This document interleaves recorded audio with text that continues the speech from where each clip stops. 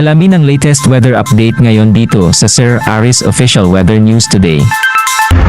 So yung low pressure area po dito sa loob ng ating Philippine Area of Responsibility ay huling namataan sa layong 455 kilometers ng north of Kalayaan, Palawan or dito sa may Pag-asa Island.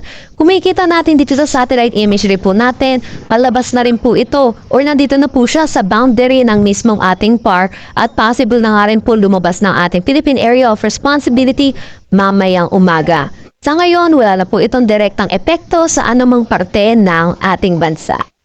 Samantala, meron pa rin tayong easterlies or yung mainit at malinsahan na hangin na nanggagaling sa dagat Pasipiko na umiiral dito sa buong bansa po natin. Ito rin po yung nagdadala sa atin na mainit at malinsahan na panahon lalo na sa tanghali hanggang hapon at yung mga matataas na tsansa ng mga localized thunderstorm lalo na sa hapon at sa gabi.